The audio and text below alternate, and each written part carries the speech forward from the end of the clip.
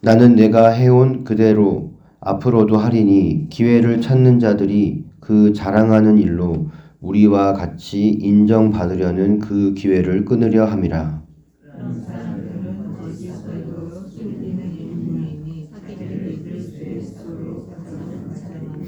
이것은 이상한 일이 아니니라. 사탄도 자기를 광명의 천사로 가장하나니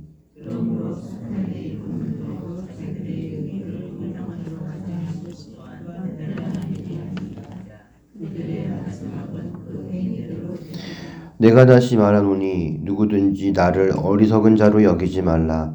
만일 그러하더라도 내가 조금 자랑할 수 있도록 어리석은 자로 받으라.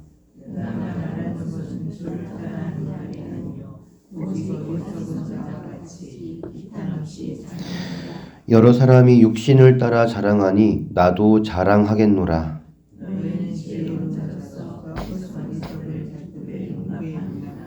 누가 너희를 종으로 삼거나 잡아먹거나 빼앗거나 스스로 높이거나 뺨을 칠지라도 너희가 용납하는도다. 나는 우리가 약한 것 같이 욕되게 말하노라. 그러나 누가 무슨 일에 담대하면 어리석은 말이나마 나도 담대하리라. 아멘.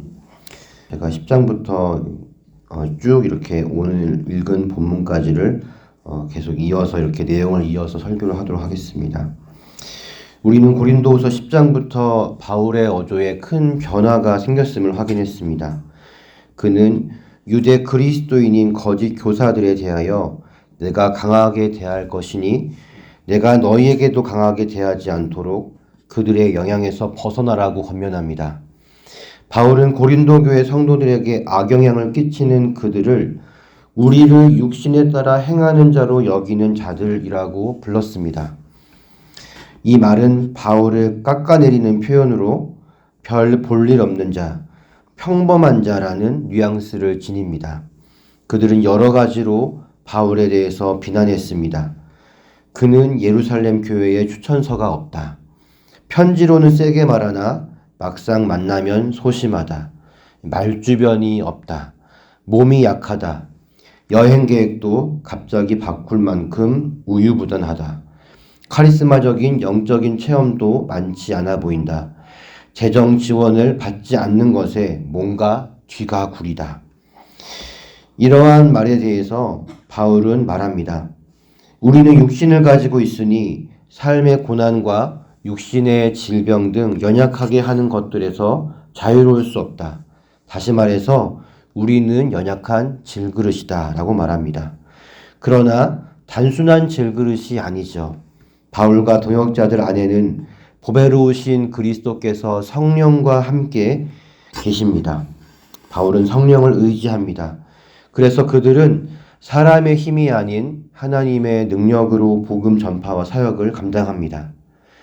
복음의 현장, 구체적으로 말하면 이 사람의 마음은 치열한 영적 전쟁터입니다. 기본적으로 사탄은 사람의 마음의 눈을 가리워서 그리스도의 영광의 광채를 보지 못하게 합니다. 무엇으로 가리우는가 하면 하나님을 아는 것을 대적하여 높아진 것들입니다. 하나님을 하나님으로 인정하지 못하게 하는 각종 이론과 사상 그리고 문화들입니다. 하지만 하나님의 능력은 높고 견고하게 쌓여진 이 영적인 요새를 파괴합니다. 그리고 모든 생각을 그리스도 아래 두고 그를 복종하게 만듭니다. 바울은 이렇게 하나님의 능력으로 싸우는 사람입니다. 그리고 지금 고린도 교회 성도들을 미혹시키는 자들과 또 거기에 미혹된 자들은 하나님을 대적하여 높아진 생각에 쌓여 있는 자들입니다. 바울이 고린도를 방문했을 때 그들이 여전히 여기에서 벗어나지 않는다면 하나님께서 그들을 심판하실 것입니다. 바울은 자신의 영적인 자녀들인 고린도 교회 성도들이 심판당하기를 바라지 않습니다. 그러니 빨리 거기서 벗어나기를 촉구하고 있는 것입니다. 왜 고린도 성도들이 이러한 문제에 빠졌을까요? 그들이 제대로 보지 못했기 때문입니다. 바울은 그들에게 똑바로 봐라 라고 말합니다. 10장 7절에 너희는 외모만 보는도다. 이 표현이 똑바로 봐라 라는 표현이라고 말씀드린 적이 있습니다. 고린도 교회 성도들이 무상을 버리고 또 그리스도를 믿고 하나님의 백성이 된 것은 전적으로 바울 때문이었습니다. 바울과 그의 동역자들이야말로 그리스도께 속한 자인데 외부에서 들어와서 그들의 영적인 아버지를 헐뜯는 자들을 그리스도께 속한 사람이라고 인정하고 우리는 의심하는지 다시 생각해 봐라 라고 바울은 촉구합니다. 바울은 먼저 편지의 어조와 그리고 실제로 만났을 때의 그 어조의 차이에 대해서 해명을 합니다. 그는 하나님으로부터 사도의 직분과 또 그에 따른 권세를 받았습니다. 그의 편지를 받은 고린도 교회는 즉시 그를 대적한 교인들을 징계했죠. 그만큼 그의 권위가 있어서 그들을 세울 수도 또 무너뜨릴 수도 있습니다. 하지만 바울의 관심은 성도들이 잘못을 고치고 잘 세워지는 데 있습니다. 그래서 그리스도의 온유와 관용으로 만나서 그들을 그렇게 대해야 했던 것이었습니다. 다음번 방문할 때에 그들은 대적자들을 강하게 대하는 그 바울의 모습을 보게 될 것입니다. 바울의 대적자인 유대 그리스도인들은 어떻게 자기를 드러냈는가 하면 바울과 자신을 비교함으로써 드러냈습니다. 그들은 자신이 가지고 있는 추천서를 내세웁니다. 화려한 언변과 위풍당당한 모습을 드러냅니다. 사역을 했으니 그에 합당한 사례비를 요구합니다. 그리고 자신이 경험한 영적인 체험을 겉으로 드러내고 그것을 과시합니다. 바울은 이러한 것들이 없으니 사도가 아니다. 우리가 바로 진짜 사도다. 그들은 이렇게 주장합니다. 하지만 바울의 눈에 그들은 지혜가 없는 자입니다. 그들에게는 중요한 것이 빠져 있습니다. 바울이 고린도 후서에서 계속해서 자신의 어떠한 면을 드러내고 있습니까? 바로 자신의 연약함을 드러내고 있습니다. 그들에게는 이 바울이 받았던 그리스도를 위해 받은 고난과 핍박이 없습니다. 성도 여러분, 예수님은 의를 위하여 박해를 받는 자는 복이 있나니 천국이 그들의 것이라고 했습니다. 경건하게 살고자 하는 자는 핍박을 받습니다. 그런데 자칭 사도라고 하는 그들에게는 약함이 드러나지 않습니다. 그저 자기의 강함만을 드러낼 뿐입니다. 그들은 하나님의 기준에 따르는 것이 아니라 자기들이 기준을 세우고 스스로 평가하는 어리석은 자들입니다. 10장 13절에서 바울은 이렇게 말합니다. 그러나 우리는 분수 이상의 자랑을 하지 않고 오직 하나님이 우리에게 나누어 주신 그 범위의 한계를 따라 하노니 곧 너희에게까지 이른 것이라. 이 말씀에 나와 있는 것처럼 하나님께서 바울에게 나눠주신 범위는 바로 이방인에게 복음을 전하는 것이었습니다. 그 범위 안에서 바울은 사역을 했고 고린도에까지 이른 것입니다. 고린도 교회 성도들의 오늘은 바울이 하나님이 주신 범위의 한계를 따라 최선을 다해서 사역한 결과입니다. 바울의 대적자인 유대 그리스도인들이 고린도 성도들의 믿음이 세워지는데 무슨 역할을 했습니까? 아무런 역할을 한 것이 없습니다. 그런데 지금 그들은 바울이 차려놓은 밥상 위에 숟가락을 얹어 놓으려 합니다. 고린도 교회 성도들이 마치 자기들이 사역한 결과인 것처럼 행세하고 있습니다. 그래서 바울은 그들을 향해 남의 수고를 가지고 분수 이상의 자랑을 한다라고 비판합니다. 그리고 바울은 나는 그렇게 하지 않는다라고 단언합니다. 바울은 고린도 교회 성도들이 믿음이 성숙해져서 이 문제가 속히 매듭되기를 바라고 있습니다. 동시에 하나님께서 주신 범위의 한계를 따라서 계속 복음을 전하되 이 유대 그리스도인들처럼 다른 이들이 이뤄놓은 사역에 자신이 숟가락을 얹지 않도록 조심하려고 합니다. 바울은 자랑하는 자는 주 안에서 자랑할지니라 라고 권면합니다. 이 말은 예레미야 9장 23절 그리고 24절에서 나온 말입니다. 여호와께서 이와 같이 말씀하시되 지혜로운 자는 그의 지혜를 자랑하지 말라. 용사는 그의 용맹을 자랑하지 말라. 부자는 그의 부함을 자랑하지 말라. 자랑하는 자는 이것으로 자랑할지니 곧 명철하여 나를 아는 것과 나 여호와는 사랑과 정의와 공의를 땅에 행하는 자인 줄 깨닫는 것이라. 나는 이 일을 기뻐하노라. 여호와의 말씀이니라. 자랑하는 자는 하나님 아는 것을 자랑하라는 것입니다. 하나님의 성품을 알고 하나님의 능력을 알며 하나님의 뜻을 아는 것을 자랑하라는 것입니다. 그리스도인이 내세워야 할 자랑은 바로 하나님을 아는 지식입니다. 눈에 보이는 것, 세상이 인정하는 것들이 아닌 하나님 아는 것을 자랑하시는 우리 성도님들 되시기를 바랍니다. 예수님은 사람에게 보이려고 회당과 큰 거리 어귀에서 기도하는 자들은 이미 자기 상을 받았다라고 말씀하셨습니다. 그들은 잠시뿐인 이 땅에서 사람들의 선망이라는 그 순간의 만족을 얻으려고 하늘의 영원한 상을 포기했습니다. 자기를 드러내고 자랑하는 이 유대 그리스도인들, 이 거짓 사도들 역시 다를 바가 없습니다. 하나님 방법대로, 하나님 뜻대로 따르면 세상과 사람은 알아주지 않습니다.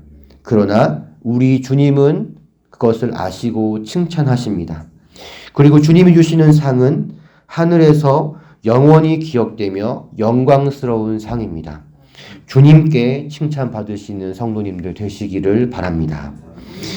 주님께 자랑받으면 그만이지만 그럼에도 불구하고 바울은 자신의 자격을 이야기할 수밖에 없습니다. 그래서 그는 이렇게 말합니다. 원하건대 너희는 나의 어리석은 것을 용납하라. 지금까지 내가 그토록 자기의 어떠함을 내세우는 것을 어리석다고 말했는데 나도 불가피하게 이 나의 어떠함을 내세워야만 하겠습니다. 이러한 점을 양해해 주십시오. 바울은 이렇게 11장을 시작합니다. 그런데 왜 부득불 바울은 자기가 한 말을 스스로 부정하는 행동, 즉 자신의 어떠함을 내세워야만 했을까요? 그가 지금 고린도 교회의 상태가 심각했음을 느꼈기 때문입니다. 그는 2절에서 사도로서 그의 역할을 중매장이에 비유합니다. 여기서 바울이 중매장이 비유를 가지고 온 이유를 알기 위해서는 이 당시의 유대인의 결혼 풍습에 대한 이해가 필요합니다. 유대인들은 결혼 전에 먼저 약혼을 합니다. 그리고 약 1년 후에 결혼을 하는데 그동안에 약혼남은 함께 거주할 거처를 준비하고 약혼녀는 자신을 단장하고 신랑이 돌아오기를 기다립니다. 신랑이 돌아왔을 때에 성대한 결혼 예식을 치르게 됩니다. 우리는 예수님의 말세와 재림의 비유 속에서 이 결혼의 문화를 접해왔습니다. 아직 결혼 예식을 치르지 않았어도 약혼자들은 법적으로 서로의 남편 그리고 아내로 간주되었습니다. 만약 결혼 전에 약혼한 처녀가 부정을 저지르면 간음죄로 처벌을 당했습니다. 바울은 신랑 그리스도와 신부인 고린도 교회 성도들을 복음을 통해서 중매했습니다. 그는 그저 신랑 신부 될 사람을 매칭만 해주고 떠나는 사람이 아닙니다. 그는 신랑 신부가 결혼 예식에 이를 때까지, 다시 말해서 그리스도께서 재림하실 때까지 고린도 교회 성도들이 정결을 유지하도록 자신이 도와야 할 의무가 있다고 생각합니다. 그런데 거짓 교사들이 가만히 들어와 고린도 성도들의 마음을 미혹시켜 그리스도를 향한 진실함과 깨끗함에서 떠나게 하고 있으니 이 중매쟁이인 바울의 마음이 안타깝고 급할 수밖에 없는 것이죠. 담임 목사님 설교 때 드신 예화처럼 자녀들이 부모님이 하시는 피와 금 같은 조언은 죽어도 안 들으면서 남의 말은 너무도 잘 듣듯이 이 고린도 교회 성도들도 영적인 아버지의 바울의 말은 그렇게 잘 안 들으면서 이 거짓 교사들의 말은 너무도 쉽게 듣고 있습니다. 나는 지극히 크다는 사도들보다 부족한 것이 조금도 없는 줄로 생각하노라. 여기서 말하는 지극히 크다는 사도들은 이게 앞서 말한 이 거짓 교사들, 스스로 높이는 이 거짓 교사들을 이렇게 비꼬는 말로 말하는 것이죠. 내가 웬만해서는 이런 이야기 안 하려고 했는데 그들이 내세우는 기준에 나는 전혀 밀리지 않습니다. 라고 바울은 말합니다. 그리고 7절부터 15절까지 그는 재정에 대한 문제에 대해서 해명합니다. 고린도 교회의 재정 지원을 바울이 거절한 것이 이 당시의 문화 속에서는 성도들이 죄송합니다. 성도들이 이 모욕감을 느낄 수 있는 일이었습니다. 그 일이 성도들 입장에서는 바울이 우리를 사랑하지 않는 것인가? 이렇게 생각할 수 있게 했을 것입니다. 또한 그는 자립을 하기 위해서 천막 치는 일을 했는데 그것이 고린도 교회 성도들 눈에는 사도의 품위를 손상시키는 그러한 것처럼 보였습니다. 바울은 고린도 교회의 재정적인 지원을 받지 않는 이유에 대해서 내가 너희를 섬기기 위함이라 라고 말합니다. 바울은 고린도 교회의 재정 지원을 받는 것을 누를 끼치는 것으로 생각했습니다. 고린도 교회가 가난해서인지 재정적인 지원을 받으면 어떠한 불이익이 발생하는지 여기서는 분명하게 나오지 않습니다. 하지만 바울은 고린도 교회에게 재정적 지원을 받는 것이 폐가 된다고 여겨서 그것을 피했습니다. 그러나 자신이 일하여 번 돈과 여러 교회에서 받은 비용을 가지고 그는 고린도 교회를 위해서 사용했습니다.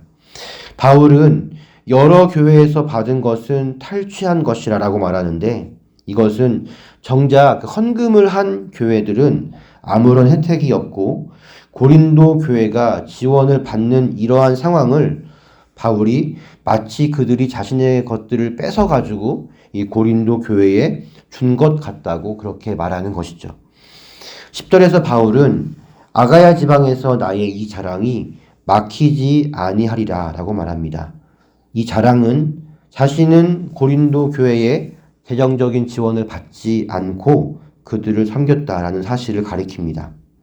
여기서 바울이 왜 고린도 교회에 재정 지원 받는 것을 폐로 여겼을까? 이것에 대해서 잠깐 생각해 볼 필요가 있습니다. 여러 가지 이유가 있을 텐데요. 첫째로 바울은 값을 받지 않고 복음을 전하려는 기본적인 마음이 있었습니다. 고린도전서 9장에서 그는 이렇게 말한 바 있습니다. 그런즉 내 상이 무엇이냐? 내가 복음을 전할 때에 값없이 전하고 복음으로 말미암아 내게 있는 권리를 다 쓰지 아니하는 이것이로다. 둘째로 그는 자신이 사역하는 교회들에 부담을 주고 싶지 않은 개인적인 바람이 있었습니다. 셋째로 재정의 지원을 받으면 재정을 지원한 사람과 지원받은 사람이 이 재정 때문에 엮이게 되어서 사역을 하는 데에 제약을 받을 수 있기 때문에 아마도 바울은 이것을 피하려고 재정 지원을 받지 않은 것으로 보입니다. 오늘날에도 사역자가 강단에서 주춤하게 되는 이유 중에 하나가 바로 이러한 것이죠. 넷째로 당시에 여러 교회를 도는 복음 전도자들 중에는 복음 전파보다는 그 교회에 눌러 앉아서 성도들의 대접으로 이 빌부터 먹으려는 사람들이 있었습니다. 그래서 이들은 복음 전파에 큰 방해가 되었죠. 아마도 이러한 이유들 때문에 바울은 재정 지원을 거절한 것 같고 이것을 자랑으로 여긴 것 같습니다. 그리고 계속해서 이 원칙을 지킬 것이라고 12절에서 그는 밝히고 있습니다. 재정에 대한 바울의 태도는 지금 고린도 교회에 있는 거짓 교사들과는 구분되는 분명한 지점 중에 하나입니다. 그들은 고린도 교회에 내가 복음을 전했으니 사례비를 다오라고 그렇게 요구했습니다. 그런데 아마도 이것이 적당한 사례가 아니라 조금은 지나친 사례였던 것 같습니다. 그래서 바울은 20절에서 누가 너희를 종으로 삼거나 잡아먹거나 빼앗거나 스스로 높이거나 뺨을 칠지라도 너희가 용납하는도다 라고 말한 것 같습니다. 본래 바울의 신념이기도 했지만 이 거짓 교사들과의 차별성을 잃지 않기 위해서 그는 고린도 교회의 재정을 의지하지 않으려는 이 분명한 신념을 지키려고 합니다. 바울은 지금 이 고린도 교회에 있어서 성도들을 미혹시키는 거짓 교사들의 이 본질을 폭로합니다. 그런 사람들은 거짓 사도요, 속이는 일꾼이니 자기를 그리스도의 사도로 가장하는 자들이니라. 여기서 말하는 그러한 사람이 어떠한 사람입니까? 다른 복음을 전하여 사람들을 미혹하는 자, 다른 사람이 쌓아올린 사역을 도둑질하려는 자, 겉으로 드러나는 영적인 현상, 말주변, 외적인 자격 조건 등으로 자신을 자랑하는 사람입니다. 그러나 그리스도의 흔적이 없고 연약함을 자랑하지 않으며 성도를 조종하고 이득의 방편으로 생각하는 자가 바로 거짓 사도이며 속이는 일꾼입니다. 바울은 이것이 이상한 일이 아니다라고 말합니다. 사탄은 바보처럼 뿔 달리고 흉악한 모습으로 다가오지 않습니다. 매력적이고 세련되고 친근하게 다가옵니다. 담임 목사님 말씀하셨듯이 내 편이 되어서 내가 듣고 싶어 하는 말들을 쏟아내고 이러한저러한 말과 행동으로 속된 말로 사람을 홀리게 합니다. 세상의 범죄자들도 그렇게 하지 않습니까? 광명의 천사로 가장한다는 것은 사탄의 전략입니다. 그런데 이 사탄이 교회 밖이 아니라 교회 안에서 사도라는 이름으로 오늘날 목사, 직분자들을 이용해서 활동한다는 것이 문제입니다. 교회라고 해서 사탄의 미혹과 공격에 안전하지 않습니다. 그렇기 때문에 우리는 항상 깨어 있어야 합니다. 깨어 있지 않으면 고린도 교인들처럼 피야 식별을 하지 못합니다. 너희는 지혜로운 자로서 어리석은 자들을 기쁘게 용납하는구나. 누가 너희를 종으로 삼거나 잡아먹거나 빼앗거나 스스로 높이거나 뺨을 칠지라도 너희가 용납하는도다. 사랑하는 성도 여러분, 항상 깨어있으시기를 바랍니다. 파수꾼의 마음으로 깨어있어야만 합니다. 먼저는 내 자신을 위해서, 그리고 교회 공동체를 위해서 우리는 깨어있어 분별해야만 합니다. 바울은 자신을 거짓 교사들이 내세우는 기준, 그리고 이 성도들이 내세우는 기준에 맞추어서 자신을 자랑하는 것이 영 마땅치 않습니다. 하지만 그럼에도 불구하고 고린도 성도들이 육신을 기준으로 삼으니 바울이 그들의 기준에 맞춰서 자신을 증명할 수밖에 없습니다. 그들이 거짓 교사를 인정하는 그 기준에도 전혀 부족하지 않다면 고린도 성도들은 바울의 권위를 의심할 수도 없고 또 의심해서도 안 됩니다. 바울에게 그리스도 예수를 안 것 외에는 배설물에 불과합니다. 그가 이 이야기를 하는 이유는 오직 고린도 교회 성도들 때문입니다. 하나님 앞에 사역자로서 부끄럼 없이 사역하던 바울이 거짓 교사에 미혹되어 자신을 의심하고 환대하지 않는 고린도 성도들의 반응에 얼마나 상처를 받고 또 실망할까요? 그럼에도 불구하고 그들의 회복과 구원을 1차적으로 생각하는 이 그의 모습에서 하나님의 사랑의 깊이가 얼마나 깊은지를 우리는 생각하게 됩니다. 나는 과연 그리스도의 사랑으로 교회와 성도를 사랑하고 있는가? 그렇게 보자면 저는 아직도 많이 부족합니다. 거짓 교사들의 활동이 바울의 사역을 뒤덮을 것 같은 위기가 느껴지지만 바울은 확신합니다. 그들의 마지막은 그 행위대로 되리라. 성도 여러분, 하나님이 모든 것을 보고 계십니다. 그리고 공의로우신 하나님은 절대로 악인의 흥황을 용납하지 않으십니다. 그들의 행위대로 하나님 반드시 심판하실 것입니다. 교회는 그리스도의 몸입니다. 머리 대신 그리스도는 반드시 그리스도의 몸을 바로 잡으심을 믿으시기를 바랍니다. 사탄도 하나님의 허락 없이는 움직일 수 없습니다. 그러니 마귀를 두려워하지 마십시오. 하나님을 더 두려워하시는 성도님들 되시기를 바랍니다. 인간의 기준을 교회로 끌고 들어오면 사탄에게 문을 열어주는 것입니다. 교회는 진리인 하나님의 말씀을 단단히 붙잡아야 합니다. 그것이 유일한 기준이 되어야 합니다. 그리고 성도는 기도하며 깨어 있어야 합니다. 성령님의 인도하심을 받아야만 합니다. 말씀 없이 성령 하며 신비주의에 빠져서도 안 되고, 성령 없이 말씀의 지식만 축적해도 안 됩니다. 말씀이라는 철로 위에 성령이라는 기차가 힘차게 나가야만 합니다. 항상 깨어 있어 말씀과 성령으로 분별하는 성도, 하나님 아는 것을 자랑하는 성도, 하나님의 자랑이 되시는 성도님들 되시기를 예수님의 이름으로 축복합니다. 기도하겠습니다.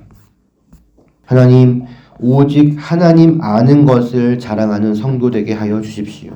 그리고 하나님의 자랑이 되는 성도 되게 하여 주시옵소서. 항상 깨어 있어 광명의 천사로 위장하는 사탄의 괴략을 분별하는 깨어있는 성도가 되게 하여 주시옵소서. 오직 하나님이 정하신 말씀이라는 기준, 그 기준을 잘 지키게 하여 주십시오.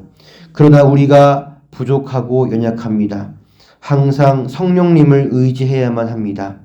말씀의 철로 위에 성령께서 움직이실 수 있도록 항상 말씀과 성령을 의지하며 기도하며 깨어있는 서원교회 성도님들 모두가 되게 하여 주시옵소서.